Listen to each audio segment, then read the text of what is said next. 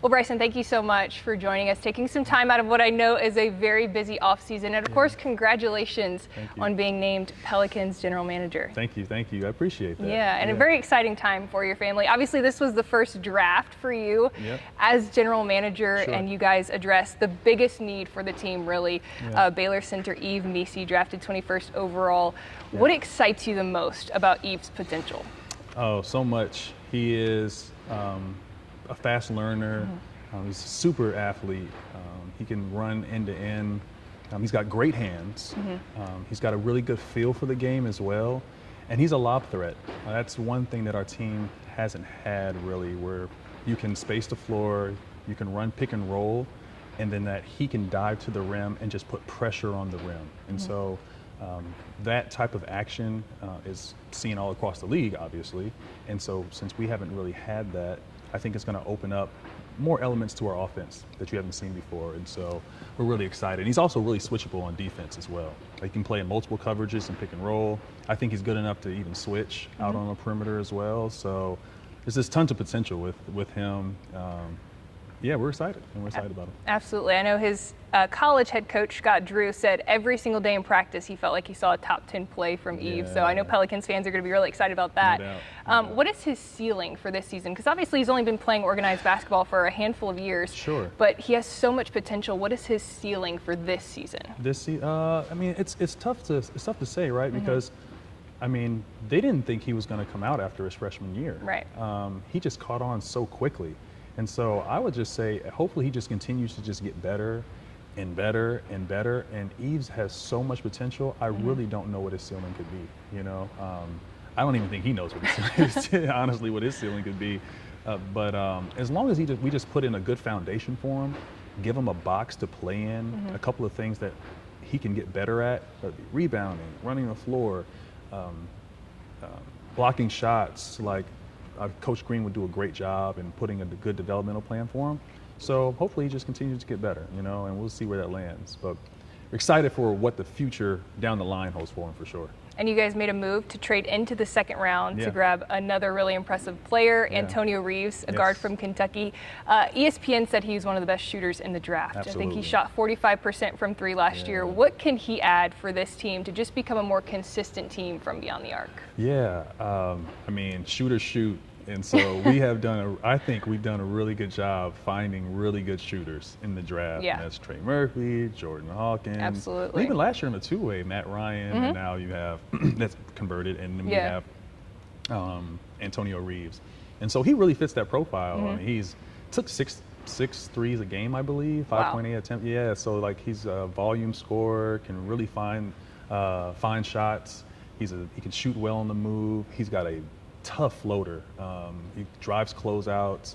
I think he was Kentucky's leading scorer this past year, which says a whole lot. Absolutely. Considering their draft this year, Absolutely. So I think he just fits well because he just provides spacing for the guys on our team. Brandon Ingram, Trey Murphy, Zion Williamson, CJ McCollum, Jonas, like all these guys need proper spacing to be their best, to be their best selves as a player.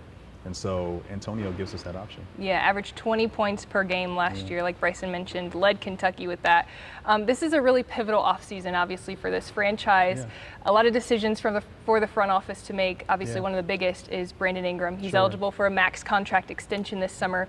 I know that's such a fluid situation, especially right now, but what can you tell us about Brandon Ingram's future here in New Orleans? Yeah, I mean, we love Brandon, and I think the city of New Orleans as well. I mean, he's been an all-star here.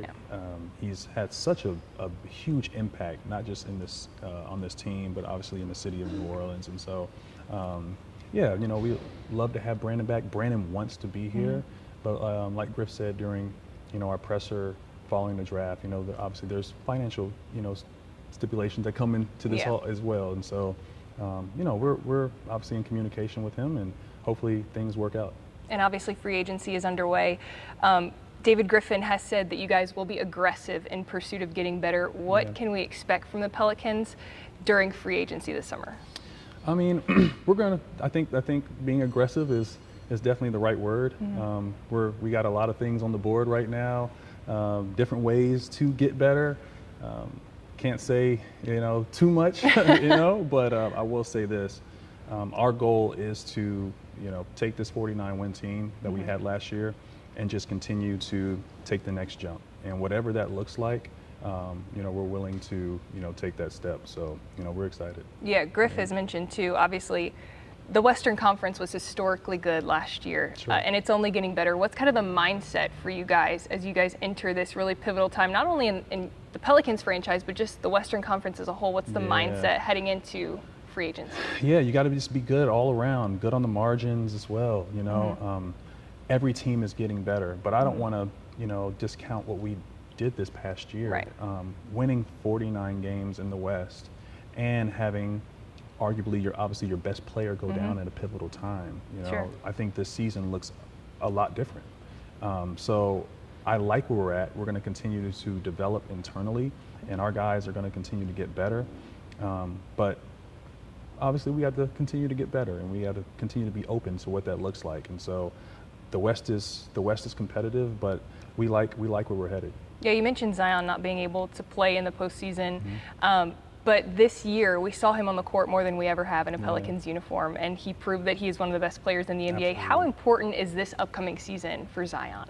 I think it's really important, just in terms of his growth. I mean, he is a huge part of what we do. I mean, he's a phenomenal player, and he makes everybody around him better. Yeah. And so if Zion's healthy and he's playing, this team's ceiling is extremely, extremely high. And so I think this offseason is important for him, and I think next season is not just important for him, but it's for everybody as well. But he's a big part of what we do. I want to turn the focus to you. Obviously, like we mentioned, this is your first season as general manager of the Pelicans, but you've been with this franchise for 15 years. You started as an intern, but back then, was being a general manager in the NBA the dream for you? Did you kind of want this to happen eventually? Yeah, I mean, it's interesting that you kind of asked that. I really didn't know. I mean, I think everybody dreams of being a general manager or a head coach. But to be honest, I was just happy to be in the NBA. I know that these jobs are really, really hard to get, and sitting here in front of you is just not common.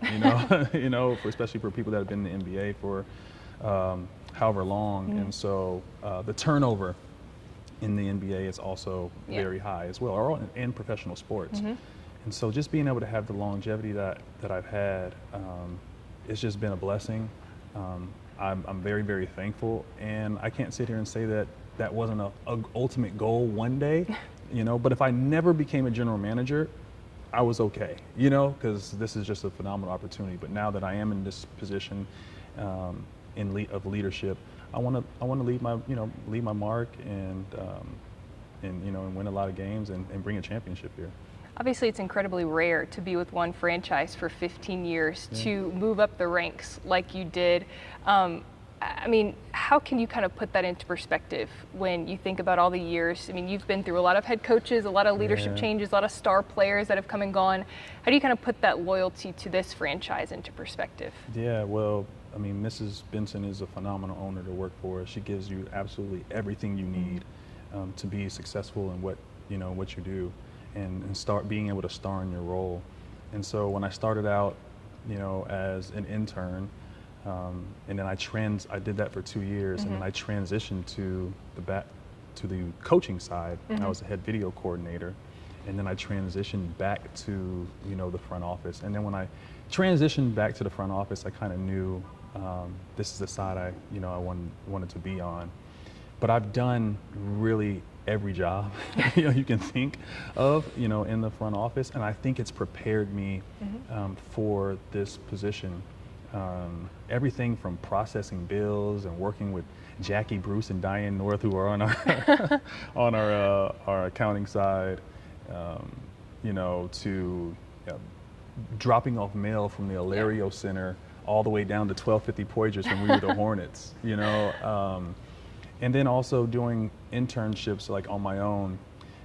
The company is obviously, the organization is phenomenal, and I've got with like department heads and asked them, could I spend like a couple of weeks in each department, over the years, and just wanting to learn more, so that maybe one day if I were sitting in this seat, I would have so much more of a well-versed view of what this company is about. And the more I did that, and the more people that I have met and built relationships here with, I'm just so happy that I'm here, and I couldn't see myself anywhere else. Yeah, every single job that you've had with this franchise has obviously prepared you for this moment. Absolutely. Obviously, like I mentioned, there's been so much that has changed with this franchise since you first got here, but what are you most excited about with the immediate future of this team? Just our talent, the age of our team. I think the life cycle of this team right now is in such a good position to win for the next however long. You know, we have such really good up and coming players with Herb Jones, you know, being a first team all defender, you know, and drafted at 35, and we have Trey and Jose, Naj. I mean, this all of them just our team and our talent level is just so high. I just feel like the upside to this franchise is high in our team, and I just feel like we're just headed in such a good direction. Well, Bryson, thank you so much for your time. We appreciate your insight, and best of luck to you in the Pels this season. Thank you. Appreciate it.